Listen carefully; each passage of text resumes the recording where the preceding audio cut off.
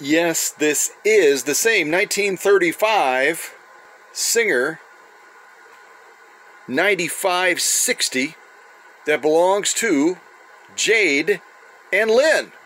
Yeah, I've totally devoted a number of days to this machine and not done with it yet. Number of parts replaced, still waiting on a couple of more parts to come in.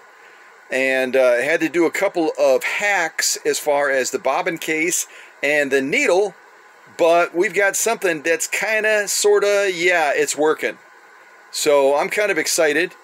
Kind of just walk you around the machine a little bit.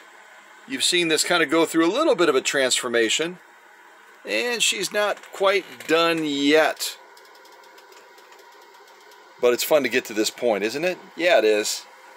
See a number of improvements. And I'm going to actually show you a little additional hack that I did here. This is obviously designed to go on a heavy-duty table with a servo motor. Well, I don't have one of those here, and I didn't want the customer to have to lug it along. So I've taken the base of a Husqvarna Viking Type 21, 1.5 amp Swedish motor with a bunch of weights on top of it, probably about 30 to 40 pounds of weight, and a long stretchy belt that I happen to have in my inventory. I know. Why would you have something like that, Scott? I don't know. And then I've got my good old handy dandy, no, not my notebook, that's Blue's Clues. I've got my handy dandy foot controller, which in this case is going to be a kind of a knee controller. I'm going to basically put it between my legs, like so, and I'm going to squeeze my legs together to depress it. I know. Anything for the team, folks. Anything for the team. So let me get this leather. It's a big old piece of this protected full grain leather underneath the foot controller. We're going to do 2 layers of it. Foot controller. Oh my gosh. It's been too long of a day. Be underneath the presser foot. Hello. By the way, look at that upper tension. You saw that in the pictures if you checked out the pictures. Boy, is that happier now. Okay, so let's do this. Let's lean this against here for a second. You can look at those big old weights in the back. I'm going to get this leather underneath the presser foot. I actually know the name of the parts, folks. I really do. Get that presser foot down. All right, so this is going to be interesting. I'm going to try to get this foot controller between my knees. It's starting to try to engage already. All right, I hope I can get this to run. Hold on a second here. Let's see if we can get her going, and then I'll kind of steer her a little bit. Here we go.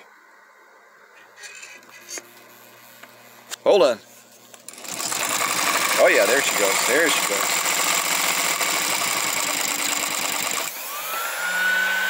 Well,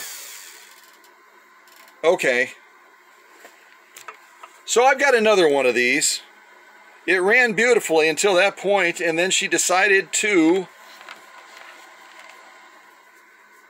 actually snap. But then again, these are hollow, so I mean, what do you expect? It's almost like aquarium tubing.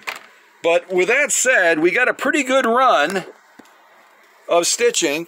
Let's take a look at it here. Where am I? Yeah, let me take this out. Hold on. We got a really good line of stitching before that sucker ended up breaking.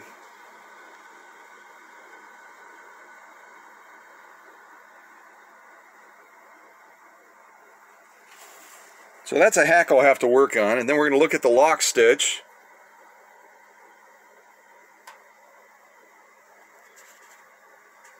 Here, let's do it like that.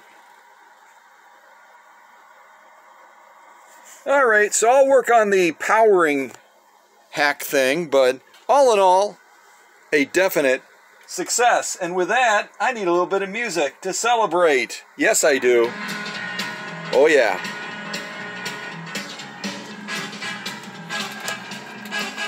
Alright, I want my money back on this belt. This belt is a total disappointment. What the heck? Ah! Well, Jade and Lynn, we're getting closer. We're getting a lot closer. We're getting a fairly decent stitch now. And I'm just going to keep plugging on it. Yeah, I am.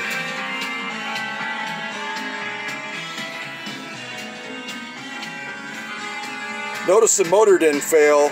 Nope, just the belt. All right, y'all take care. Oh yeah, that's a really good looking stitch. This only goes down to about 8 stitches per inch. Yeah, all right. Take care, everybody. How can you stand still to this music? I mean, seriously. What do you think, Dr. Singer? Yeah! Yeah, baby.